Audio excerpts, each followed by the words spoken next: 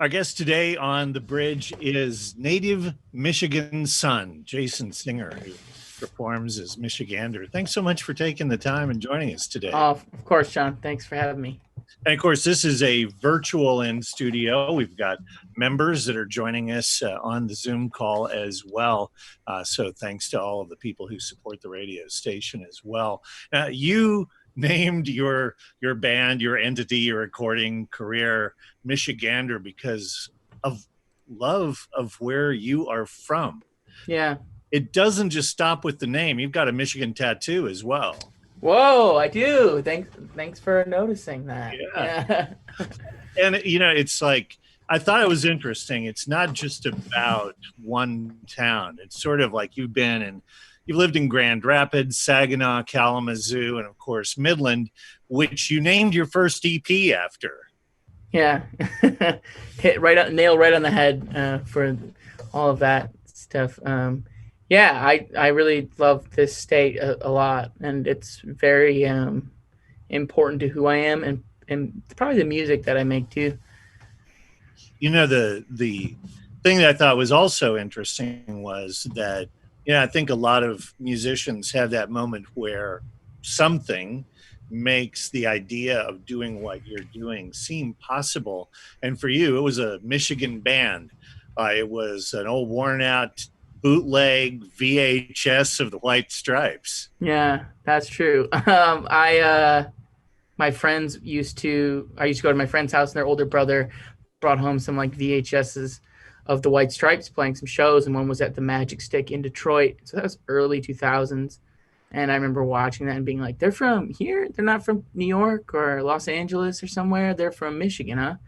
And then realizing that, oh, people know about this band. And then like seeing them play like on Conan and Letterman and stuff when I was younger and being like, okay, that is cool. Maybe I can do that in a hopefully probably in a less substantial way, but at least some way.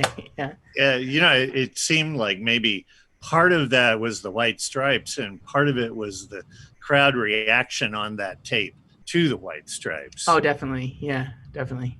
So insane with the horrible VHS quality with the quick zoom and yeah. I don't know if the VHS was actually responsible for the quick zoom. That was just that could just be artistic choice. Yeah. Let's add the word poor artistic. Anyway, so actually, I think a lot of folks have this story. You found a guitar in your dad's closet at the age of 11. Mm-hmm. Yeah, that's the story. Yeah. Did it kick in right away for you? I think so. There was just a bunch. That was like I just loved music always, and then finding a guitar was kind of like. My parents wanted me to play piano, and I took lessons from my cousin, but never had any interest really. And then I think that's how everybody kind of starts. Like you are forced to learn piano, and then I found the guitar. I was like, this is a lot cooler. And nowadays, I wish I would have taken those piano lessons more seriously. But the guitar was just I'm a guitar player, and that's like my thing that I learned how to like make my own music. As long as we're talking about those formative early days, a lot of people sort of gravitate towards their parents' record collection, but you actually went to the library. Yeah. I would go to the Saginaw library and I would rent CDs and I would put them on my computer and burn copies of them. Sorry, everybody. And I would just listen to whatever I could. We didn't have internet at the house. And so it was whatever was there. So it was like a lot of like John Mayer and Bob Dylan and just U2 and Bon Jovi and whatever I could find. If I vaguely recognized the title, I'd be like, okay, I'll listen to that. And that's kind of how it came about.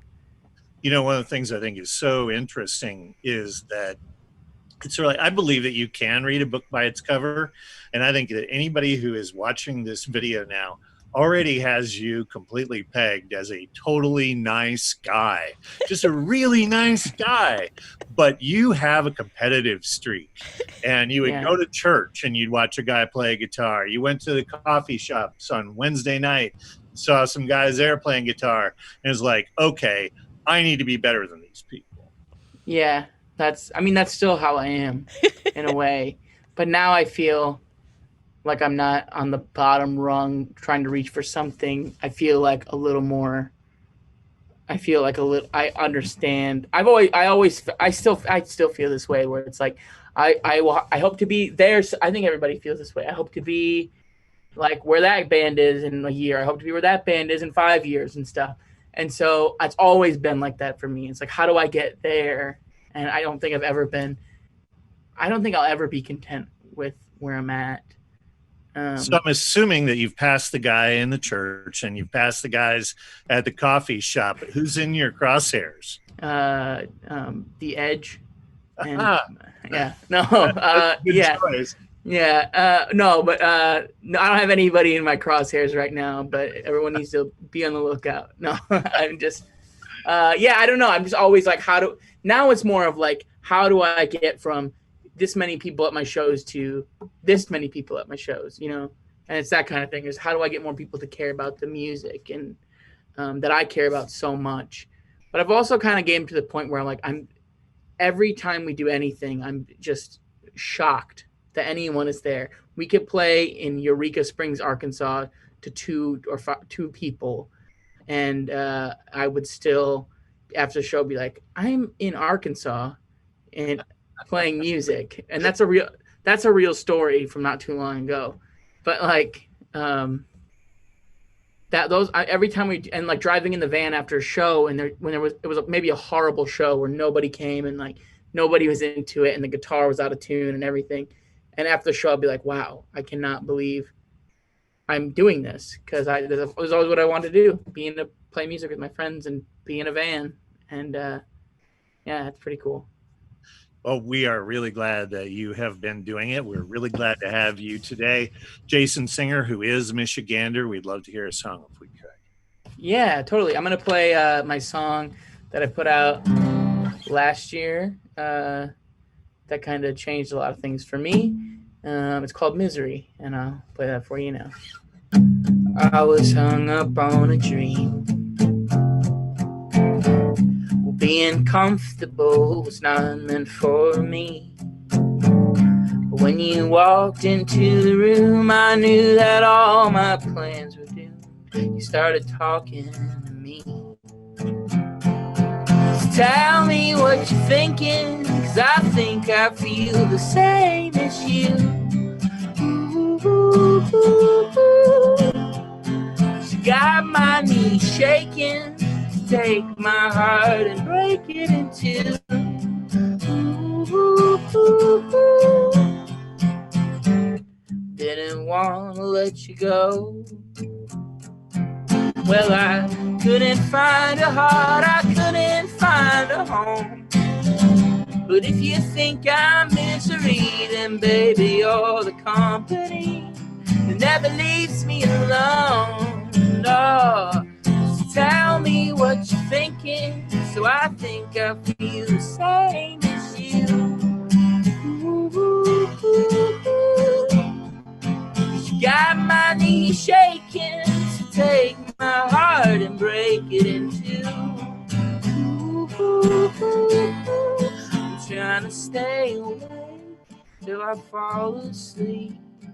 I'm stuck between a pillow and a dream, 'cause I'm too busy to call. Could we try next week? You can blame it on me. Just tell me what you're thinking, 'cause I think I feel the same. Ooh, ooh, ooh. You got my knees shaking. Take my heart and break it in two. Ooh, ooh, ooh, ooh. 'Cause all I want is you. Yeah, all I want is you. Ooh, ooh. Yeah, all I want is you. Yeah, all I want is you.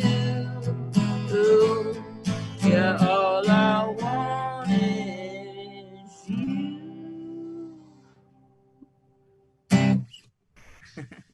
Jason Singer, who is performing as Michigander, joining us today. That was so good.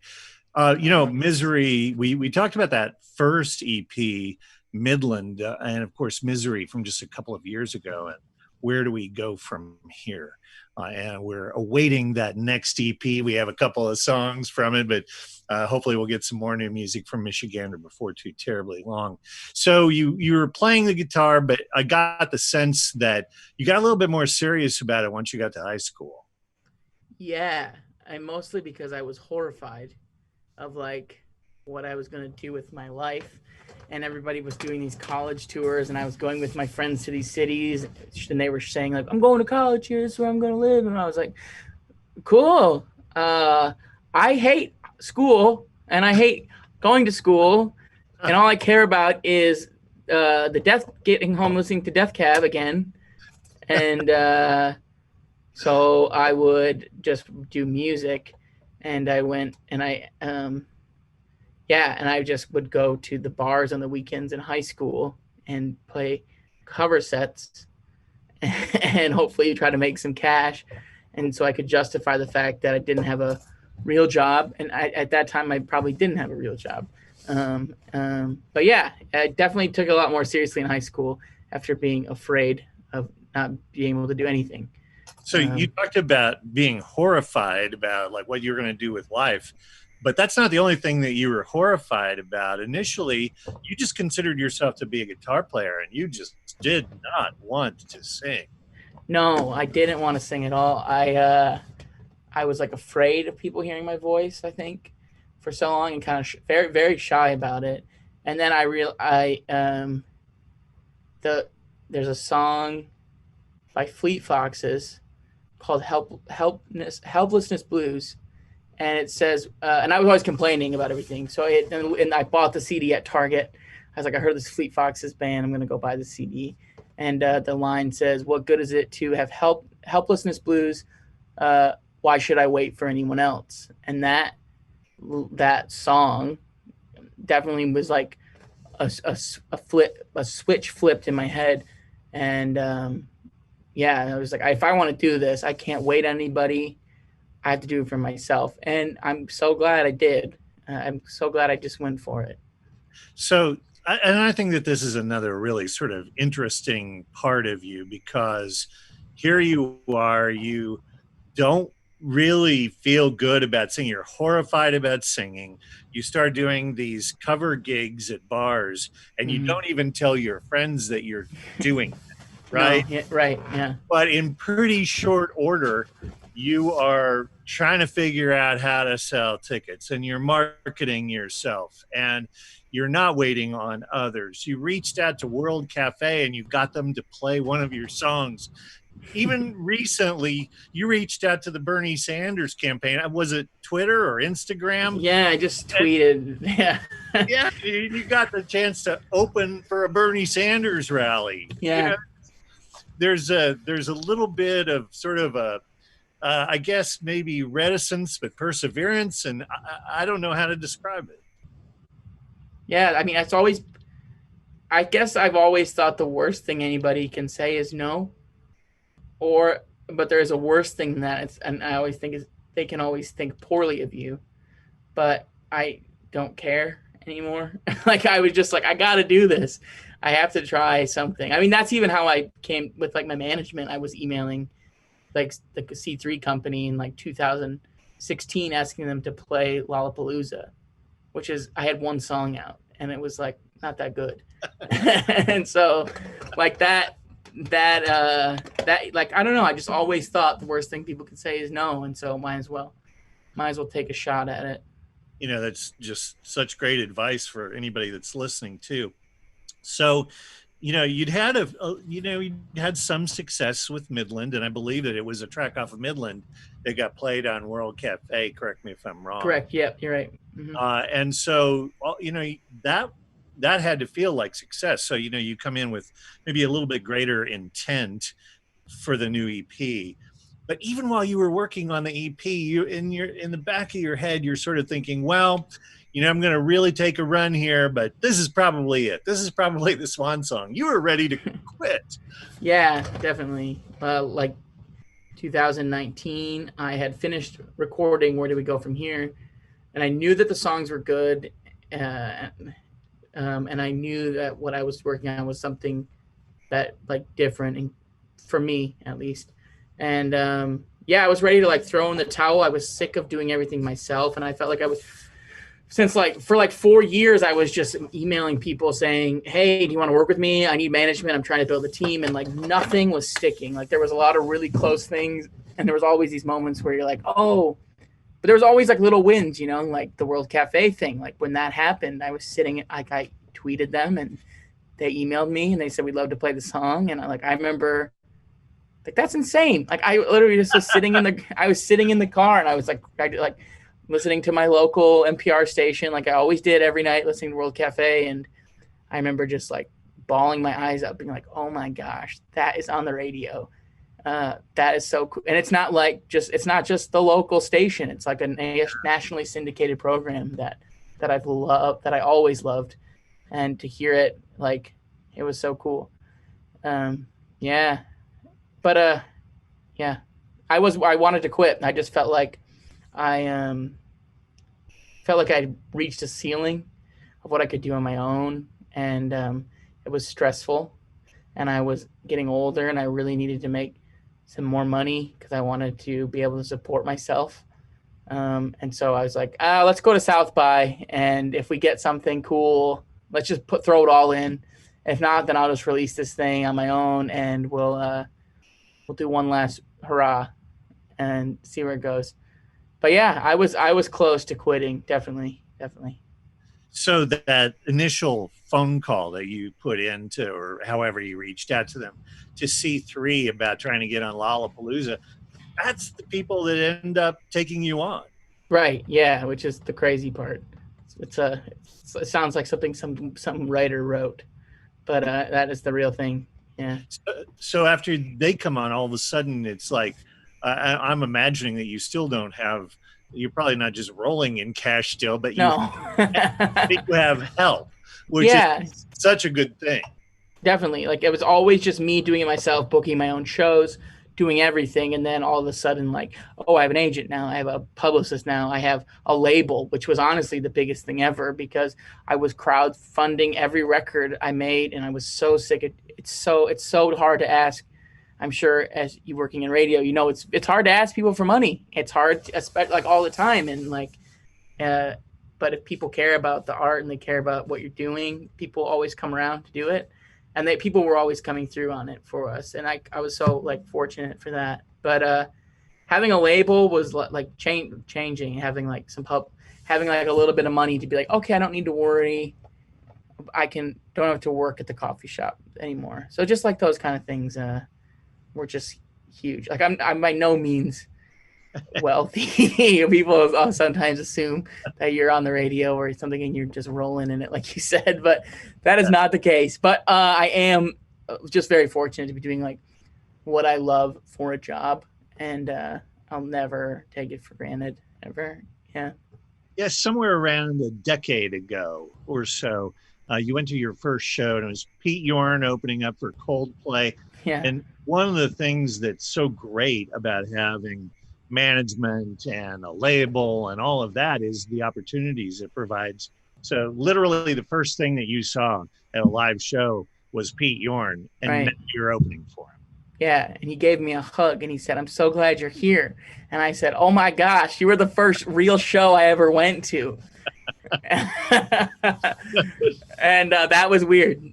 There's been a few weird moments where I'm like, is this real? Is this a joke? But yeah, that was very cool. Him and his band were very nice and great. And yeah, he is a sweetheart. He is very sweet. Yeah. So I have a little bit more conversation, but I'd love it. Yeah. Imagining that everybody would love to hear another song. Totally. Yeah, I would. Here today, here on the grid. I'll play Let Down, the new single. You're a concept worth exploring. Never nervous, never boring. I don't want to mess it up. No, I don't want to mess it up. crossing state lines through the morning, little tired, little swerving. I don't want to mess it up. No, I don't want to mess it up.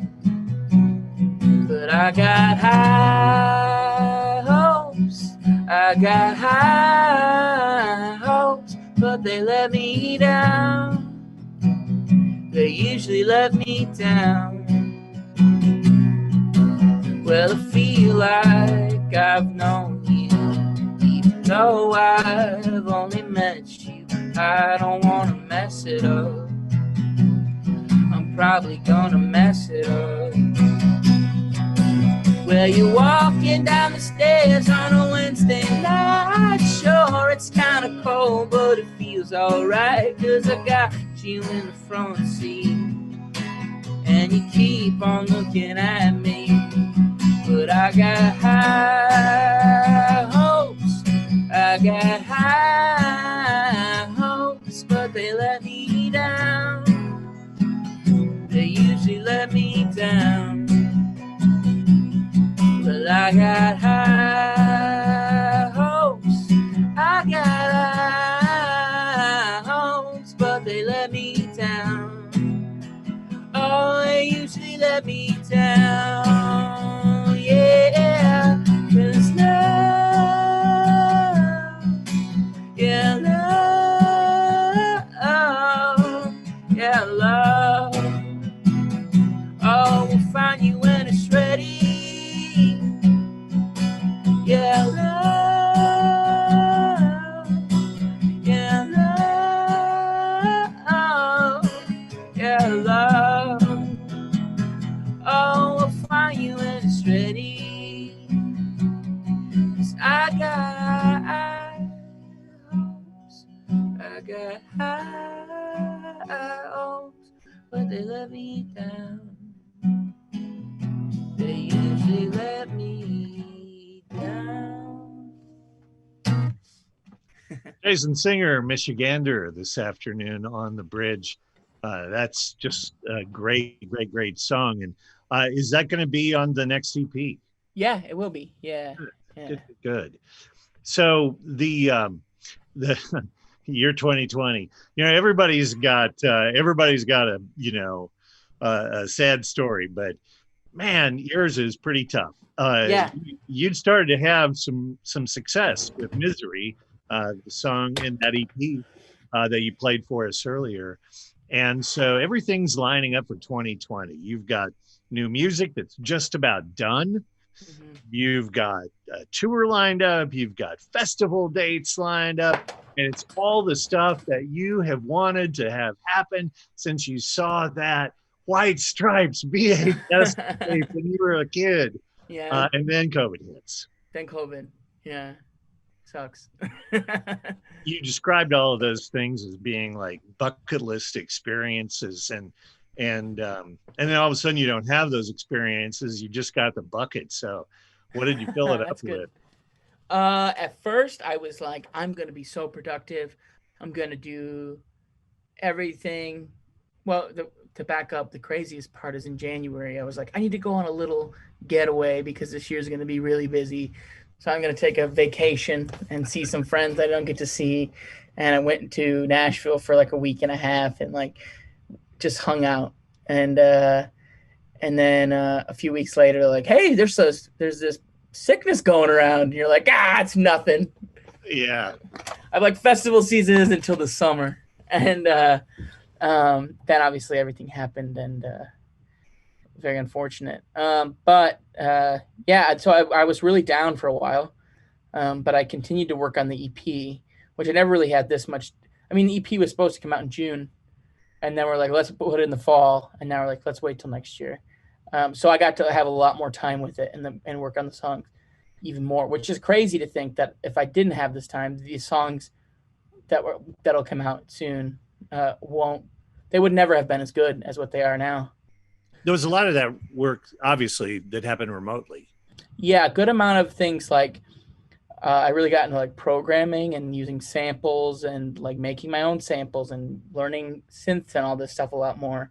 And then once some restrictions kind of lifted, since me and my producer were both all. I mean, everybody in my circle has been quarantining. We did a few dates in where I would go there for a week in June, I think, and we kind of wrapped everything for the most part up, and then a few, and then like up, and then during the summer a few more times, and but it was just like me and my producer, and one other musician at a time, and it was really weird to play music with other people in a little bit of a way after all that, but yeah, mostly remotely and done here and then done a lot there too. It's just all over.